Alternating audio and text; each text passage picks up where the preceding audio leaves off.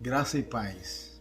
Queridos, nunca se falou tanto sobre resiliência e realmente se faz necessário falar sobre tal assunto, haja vista a dificuldade que se percebe da pessoa passar por situações de pressões emocionais e pelas reações externas, que muitos têm como encontrado nesses dias. Essas pressões emocionais que muitos têm, muitas pessoas têm, automedicação, automutilação, dependência química, alcoolismo e até o suicídio, que são algumas formas que as pessoas reagem aos seus problemas. Nós temos visto que essa pandemia ela trouxe essa pressão externa de fora, com muitas pessoas com medo, perdendo entes queridos. Mas eu quero dizer que a pressão que nós estamos vivendo, ela não é só uma pressão externa, mas também uma pressão interna de muitas cobranças, num tempo em que a urgência, o fast food, a coisa pronta, a coisa rápida, parece que ela virou um paradigma na nossa sociedade. E nós como igreja vivemos nesse contexto e olhando para a Bíblia, nós, diante de todos os obstáculos e dificuldades que nós temos que enfrentar, como povo de Deus, que tem que viver em santidade em meio a uma geração tão corrupta, onde a iniquidade ela tem se multiplicado, onde temos visto que as pessoas elas encontram razão para viver o estilo de vida que elas escolhem sem observar, na verdade, restrições do Salvador, do Criador para as suas vidas. A igreja vive em um contexto muito difícil nesses tempos, nesses dias modernos, em que a palavra que mais se ouve hoje é nada a ver.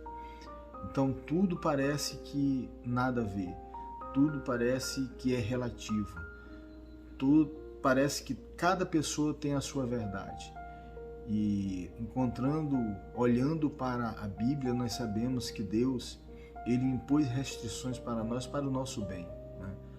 Hoje nós encontramos muita dificuldade das pessoas se submeterem aos seus líderes, submeterem aos seus pais, submeterem aos seus professores.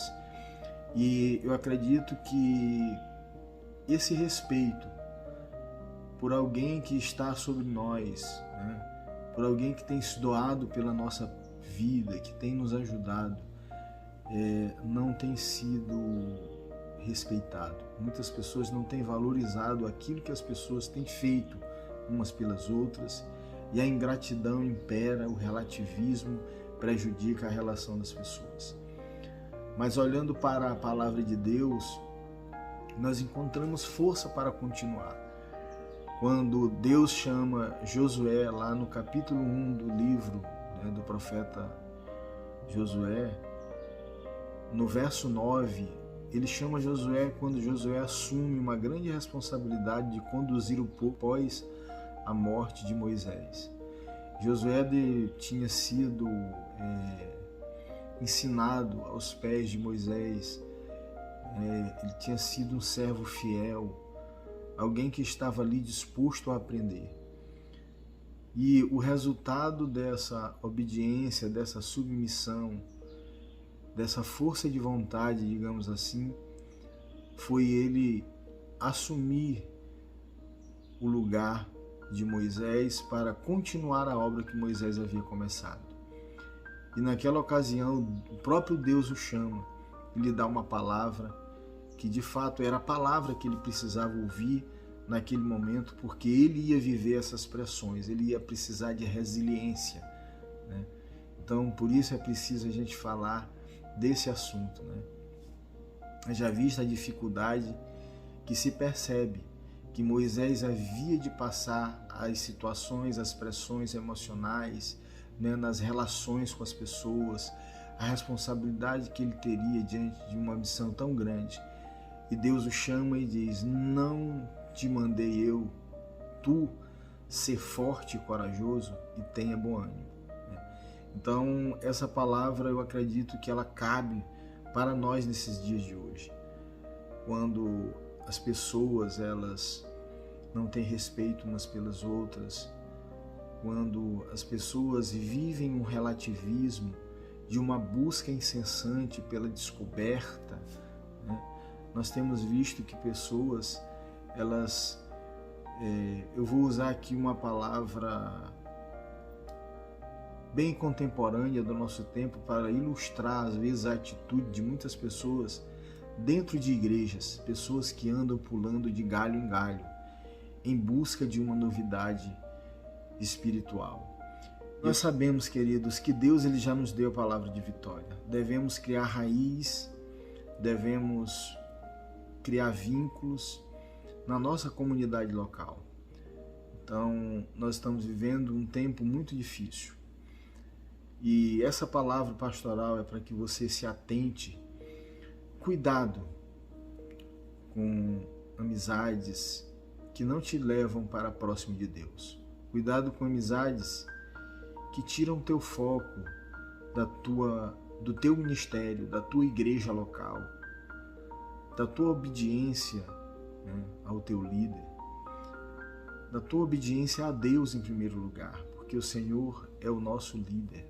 É o Senhor Jesus. Nós somos seus discípulos. Então, amados, que Deus abençoe a sua vida nesse dia, que você faça a sua oração diária, que você leia a sua Bíblia diariamente e não fique procurando novidade em outros lugares, porque Deus ele já revelou a sua palavra para nós. É só você atentar que Deus ele vai falar com você. A minha oração é que nós como igreja sejamos fortalecidos e resilientes pela palavra de Deus e não por novidades externas ou por curiosidades, mas que nós possamos a cada dia amadurecer, crescer com sabedoria na palavra de Deus. Deus abençoe a sua vida em nome de Jesus.